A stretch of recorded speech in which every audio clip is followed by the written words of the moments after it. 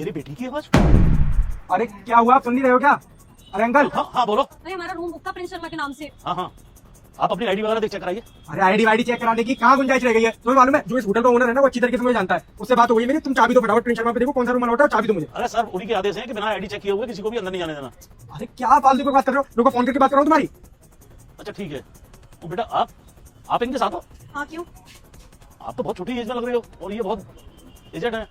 आपका तो अभी स्कूल वगैरह में पढ़ते होंगे। स्कूल में नहीं पढ़ती, मैं कॉलेज में पढ़ती हूँ। और आपको क्या मतलब कि हमारा एज गैप क्या है? हम दोनों कपल है, हमारी मर्जी है, जहाँ जाना हम जाएंगे, हमारी प्राइवेट लाइफ है, आपको बीच में इंटरफेयर करने की जरूरत नहीं है। क्या बोला आपने? आप कपल है? मुझे कपल तो नहीं लग रहा है, मुझे तो आप जो है अनमैरिड लग रही हैं। अरे तो अनमैरिड कपल नहीं हो सकते क्या? आप होते कौन है हमसे पूछताछ करने वाले? देखिए अपने काम से काम रखिए, वरना आपके ओनर को कॉल करके ना आपको काम से निकलवा देंगे हम। और देखो सुनो, तुम्हारा काम है यहाँ पे रिसेप्शन बैठ के चाबियां देने का। चाबियां दो और हमें जाने दो, हमारा भी टाइम वेस्ट मत करो और अपना भी टाइम वेस्ट मत करो। फटाफट से देखो प्रिंस शर्मा पे कौन सा रूम अलॉट है और चाबी दो फटाफट। अच्छा ठीक है। बेटा आप अपने घर से पूछ के आए? आप अपने पिताजी से या मदर से पूछ के आए या? क्या प्रॉब्लम है प्रिंस? ये आदमी की पूछताछ क्यों कर रहा है? मैं घर पे पूछ कर आऊँ ना आऊँ, बता कर आऊँ ना आऊँ, तुझे क्या मतलब? बोल। क्या फालतू बकवास लगा रखी है तूने इतनी देर से मैं तेरे से कुछ बोल नहीं रहा हूँ तो कुछ भी उठपटांग बोले जा रहा है। तुझे क्या मतलब है कि मेरी गर्लफ्रेंड अपने घर पे पूछ के आई है कि नहीं आई है? फालतू बकवास कर जा रहा है। रूम की चाबी दे और हमें जाने दे। अच्छा तेरा तो स्कूल जाने का टाइम था, कॉलेज जा रही थी ना तू? यहाँ क्या कर रही है? और ये लफंगा कौन है? ए किस तरीके से बात कर रहा है तुम मुझसे? ये तुम्हारे पापा है? हाँ। दिव्या तुम तो बहुत बड़ी बड़ी बातें करती थी मुझसे कि मेरे पापा बहुत बड़ी कंपनी के मालिक हैं और ये है और वो है, और तुम्हारे पापा यहाँ पे होटल में मैनेजर है। मुझे नहीं पता था कि इस होटल में मैनेजर है। मैंने कभी पूछा ही नहीं उनसे कहाँ पर क्या काम कर रहे हैं, पहले तो कहीं और काम करते थे।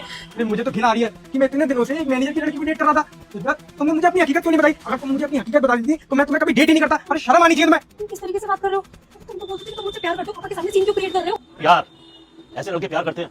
तेरे जैसे हजारों लड़कियां इनके आसपास घूमती रहती हैं और तू शर्म नहीं आती तेरे को? माँ बाप को धोखा देकर के यहाँ होटल में आती है तू? अंकल जी देखिए सुनिए, मेरा कोई रोल नहीं है इन सारी चीजों में। वो एक्चुअली परसों नाइट में ये मुझे मिली थी एक क्लब में और मेरी उसकी फ्रेंडशिप हो गई और हम लोग यहाँ तक आ गए। अब देखो सुनो, मुझे ना तुम्हारी बेटी से कोई रिश्ता नहीं रखना है क्योंकि मुझे अब इसमें इंटरेस्ट नहीं है। एक होटल के मैनेजर की लड़की को मैं डेट करूंगा? अरे सोच भी कैसे लिया तुमने? तभी मैं सोचूं कि जब भी तुम्हारे पापा गया तुम्हारी मम्मी को कॉल आता था तुम मेरे से दूर से भाग जाती थी क्योंकि तुम्हें ये डर था कि तुम्हारी हकीकत मेरे सामने ना आ जाए। वाह भाई वाह, मुझे इतने दिनों से पागल बनाया जा रहा था। तुम निकलो यहाँ से, निकलो। बेटा मुझे इग्नोर मत करना। जो भी इस वीडियो को लाइक करके चैनल को सब्सक्राइब करेगा उसको 2 घंटे में खुशखबरी मिलेगी और कमेंट में हर हर महादेव जरूर लिख देना। देखा तुमने अपनी नासमझी का अंजाम? ऐसे लड़के तेरी जैसी लड़की को डेट करते हैं और उसके बाद में दूध में से मक्खी की तरह निकाल कर फेंक देते हैं। सॉरी पापा, सच में बहुत बड़ी गलती हो गई मुझसे। मुझे लगा कि वो अच्छा लड़का है और मैंने उस पर विश्वास कर लिया। मुझे नहीं पता था कि उस तरीके का निकलेगा। अभी अच्छे और बुरे की तुम्हें समझ ही कहाँ है? जिस दिन तुम्हें अच्छे बुरे की समझ आएगी तो इस प्रकार की हरकतें करती नजर नहीं आओगी, समझिए? सॉरी पापा, प्लीज मम्मी को कुछ मत कहना। मैं वादा करती हूँ पक्का पढ़ाई पे ध्यान दूंगी और किसी लड़के से कभी बात नहीं करूंगी, प्लीज। चलिए चलो घर चलो।